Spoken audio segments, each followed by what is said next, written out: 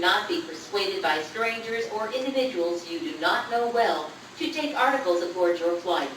You are also reminded that any inappropriate remarks or jokes concerning security may result in your arrest. We appreciate your cooperation while these measures are in effect. Let's talk to John in Oklahoma. John, you're on the air. Thanks for holding. And we're going to go to Cupcake. Welcome, John. Hey, just got off the phone with TSA after getting re-fired up about the little detention pods, and asked them about the security announcement that they played there in Houston, and just to find out what the guidelines were. And it ended up, I recorded the conversation, it ended up that they really don't have any guidelines. It's pretty much up to the officer's discretion. Thank you for contacting TSA. Please stay on the line for the next available customer service representative.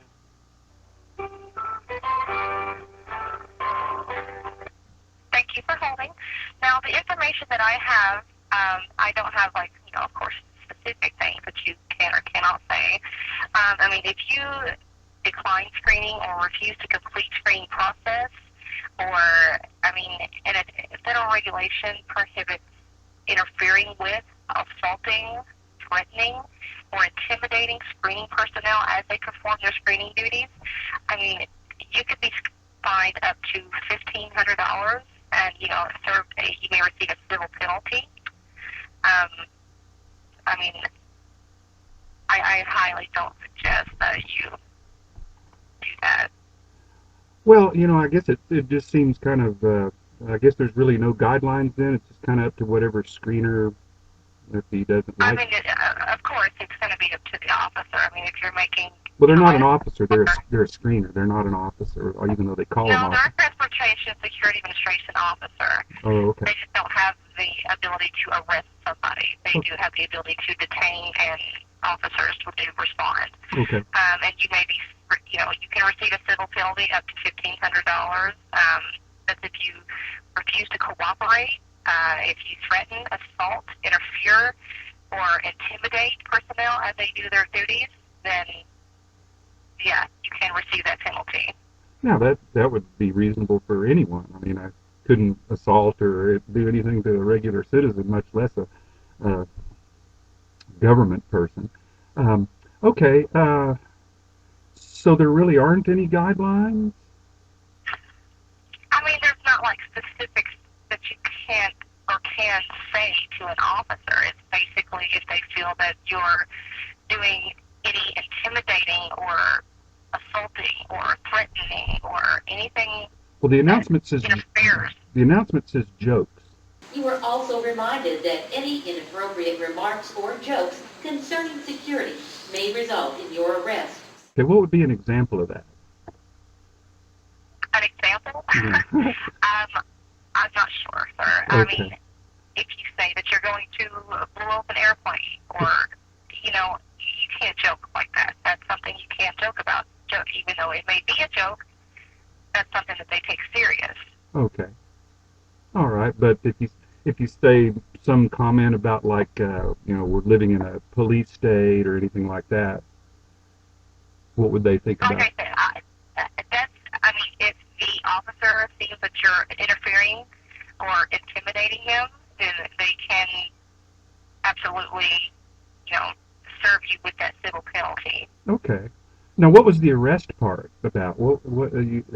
That's a criminal charge. So, what would they be charging someone with? I don't have the specifics on what you can and can't say to an officer. Okay, so it's pretty wide open then. I just don't. If they don't like the way you cut your hair, they can say you said something to them that they didn't like and fine you. I'm not sure that that's what I meant by that, sir. It's not based on what they think you look like. It's what you're doing. Uh-huh. Okay. All righty. Well, I guess that answer's as good as I can get.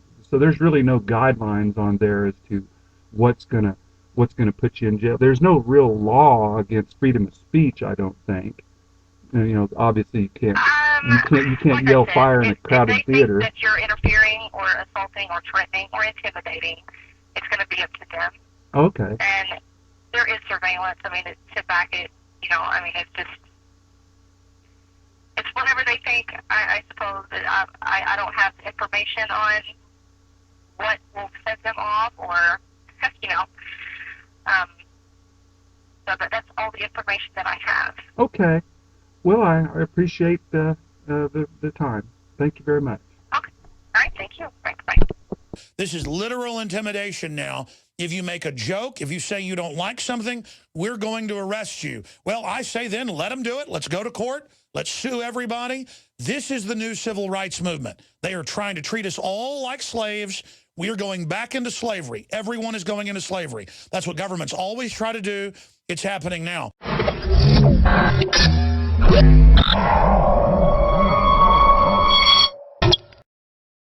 This is a conspiracy by the technocrats, by the ruling elite, by the eugenicists that want to dumb us down.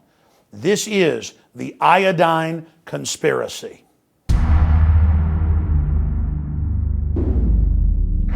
Our government wasn't always a eugenicist-based predatory group.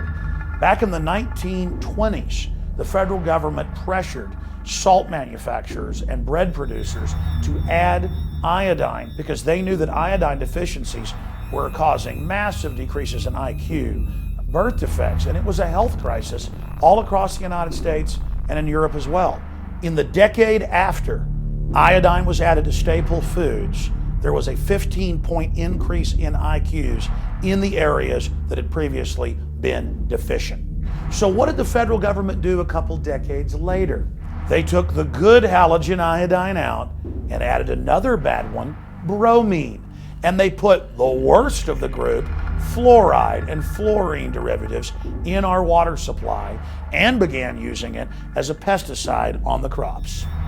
Let's be clear about this. Adding bromine to the food supply is banned in the EU, banned in Canada, and banned in many other nations because it is a toxic poison listed in those countries. I've done deep research on the globalist program to dumb down the population to make us more manageable. It is eugenics.